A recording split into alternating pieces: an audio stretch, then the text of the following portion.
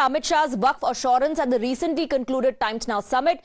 There's no end to the Waqf fearmongering by the usual suspects on the occasion of Eid. Many responded to AIMPLB's call to wear black armbands and offer namaz as a mark of protest. Namazis in Bhopal were seen wearing black bands. In Karnataka, Congress ministers Zamir Ahmed and Rahim Khan were also seen wearing black bands when they went to offer morning prayers. But amid the politics and fearmongering, support has poured in for the Waqf Amendment Bill, which is set to be reintroduced in the Parliament this week. And this time it's Haji Sayyid Salman Chishti, the Gaddi Nashin of the Ajmer Sharif Dargah. He has written an opinion piece with the headline, "It is time to reform the Waqf." Not just the key voice from Ajmer Dargah, there's more endorsement coming in. And the Kerala Catholic Bishops' Council too has backed the reforms. In fact, the Council or KCBC has called on MPs from Kerala to back the amendments to the Waqf Act.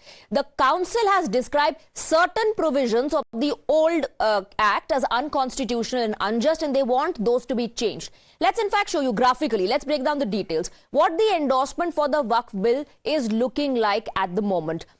Endorsement number 1 has come in from the Ajmer Dargah Chief, who says this is time for reform in the Waqf. And endorsement number 2 has come in from the Kerala Catholic Bishops' Council. And according to them, Kerala MPs must back the bill. They've urged MPs who hail from Kerala to back this amendment, to back the bill. And here's why these endorsements put the ones who are fear-mongering on test. We're breaking down the details for you. Let's take a look at what the AIMPLB first said.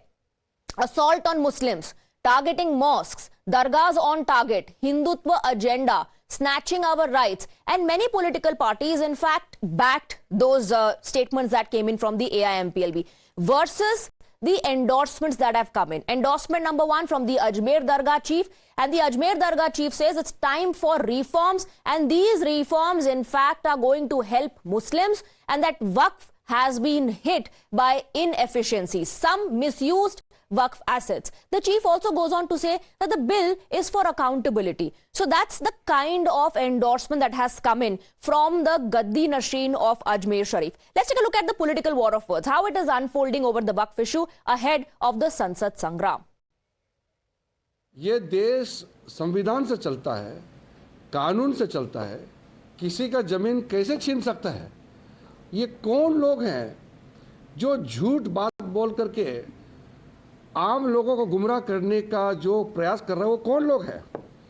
हमारे यहाँ एक system है कि हम रमजान के महीने में उन लोगों तक हम भी पहुँचते हैं जो ईद मनाने में असमर्थ होते हैं, फाइनेंशियली कमजोर होते हैं। और मोदी जी ने वही as a prime minister of India देश का नेतृत्व करते हुए वही रोल अदा किया है कि सौगातें मोदी लोगों के घर घर पहुंचाई 22 लाख मुसलमानों तक। वक्फ की जमीन हमारी जमीन है, अल्लाह की जमीन है, ये कोई सरकार ने हमको नहीं दिया है। और हम जितने मुसलमान लोग हैं, माइनॉरिटी के लोग हैं, इंसाफ पसंद लोग हैं, वो वक्फ की बिल में कोई अमेंडमेंट नहीं चाहते। यह वक्फ की हिफाजत के लिए नहीं है, बल्कि वक्फ को तबाह को बर्बाद करने के लिए। हम लोगों ने नीतीश कुमार जी और चंद्रबाबू नायडू जी से खासकर अपील की है, आपकी जिम्मेदारी है कि मुसलमानों के साथ होने वाली इस नाइंसाफी का साथ नहीं दें। All right, let's open this up and go across to our guests. We're joined by Siddharth Yadav, national spokesperson of the BJP, and we have Khaliqur Rahman, political analyst. Thank you very much for joining us. Mr. Khaliqur Rahman, we've heard multiple political reactions that have come in.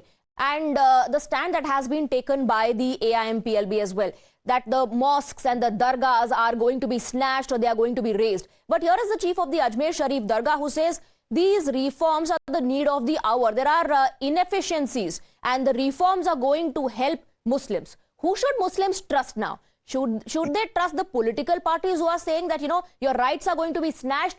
Or should they trust the chief of the Ajmer Sharif Dargah who's saying these reforms are going to change your lives? They're benefiting you. Yeah, good evening, in fact. These people should not either trust the political parties nor with the respectfully, I would submit the, the Gaddi Nashin, Chief of Dargah Ajmer Sharif, because there is an act, a comprehensive act of Parliament which was passed in 1995, and thereafter there was a need which was felt. So the amendments were also passed in 2013. So now, in fact, because these amendments which the present government is proposing is nothing but, in fact, to take control of the properties of the Waqf, which cannot be done. For the reason is because these parties, they don't belong to the government, nor they belong to any individual. Their ownership of these properties vest. So what are you trying to say about people who are endorsing it? The Kerala Catholic Bishops' Council, and since you're talking about the 2013 bill and the amendments, the council has said that there are some provisions that are unconstitutional and unjust, and they need to be removed. They need to be amended. No, it is the personal this thing, because there are some vested interest of some people. So because of which these kind of opinions are coming forward. No, but how is it personal? And Khalikur Rahman, it's not like you can interpret it your way. That is what is being happened actually in this case. So that is the reason. It is very unfortunate that first of all, let me tell you, there was no need for the government to have come up with this amendment. No, but that's your view. That's what I'm trying to say and highlight. That's your view. That's your view that it was not needed. But then you have the chief of the Ajmer Sharif Dargah who's saying these reforms are going to help Muslims. Let me bring in Siddharth Yadav. Siddharth Yadav, what's happening? Everybody's interpreting their own way. Who should people trust?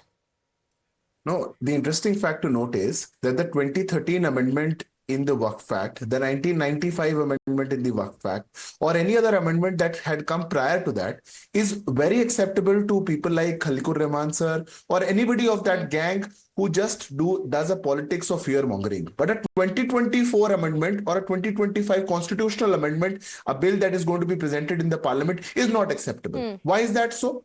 44 changes were made to the Waqf law. 44 changes.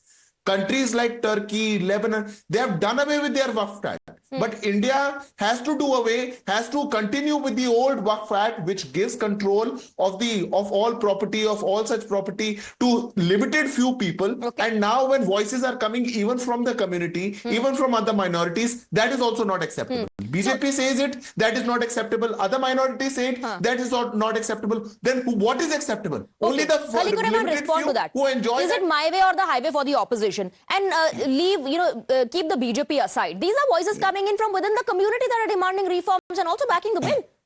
No, so that's the reason, because I would say the community members who are actually, backing this amendment, it really, surprises me. For the reason is, they are fully aware about the fact that, especially, the new amendments which have been proposed in the 2024. First of all, the Waqf by user is taken away. Number two is, for example, if I have to donate my property to the Waqf board, then I have to actually prove that I'm a practicing Muslim for the last 5 years. How can I do that actually? And number three is because the Waqf Tribunal powers have been taken away, which has been given to the collectorate. Who is the collector? Collector is the representative of the government. There is also an option to approach the courts. Khalikur Rahman. We also have lawyer Sarfaraz joining us on the broadcast. Sarfaraz Vani, thank you very much for joining us. Let me take your reaction at the moment. How do you see these endorsements coming in from the Kerala Catholic Bishops' Council,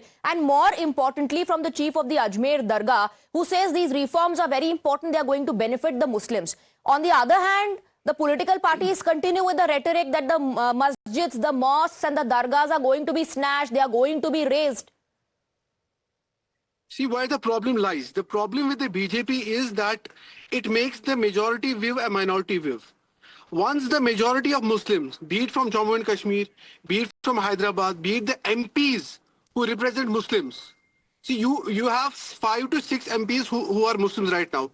All of them have spoken against the Waqf bill. But the BJP doesn't. My question was not about the Bharatiya Janata Party. What the problem is, my question was about the endorsements. The endorsements that have come in, and also Mr. Vani. Yes, Mr. Vani, is the chief of the Ajmer Sharif Dargah not a Muslim?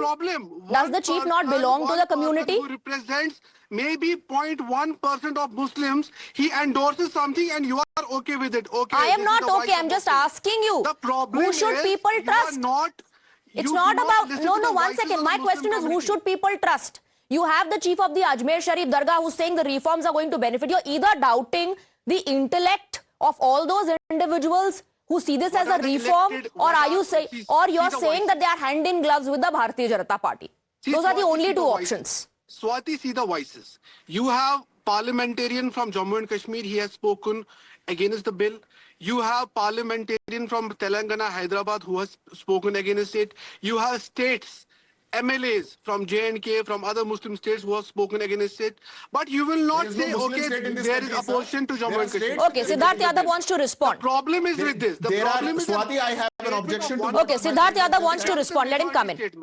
Swati, I have an objection to what my friend has said. There is nothing called as a Muslim state in this country. There is no Muslim state in this country. So better you watch your tongue while you speak. We are a secular country. We are governed by the constitution of this country, not by the Sharia. So do not come out and tell us that Muslim state MLAs are coming out and saying. The states, people must have been coming and But you know, giving their one second, opinions, but then the it is people also that very were cited, interesting that was complete. that you are only willing to, you're only willing to accept the arguments of individuals that suits your narrative. You want to completely ignore what people within the community are saying when they demand reforms, and you are ready to rubbish and reject their arguments. Thank you very much, Siddharth Yadav, Khaliqur Rahman and Sarfaraz Wani for joining us on the broadcast.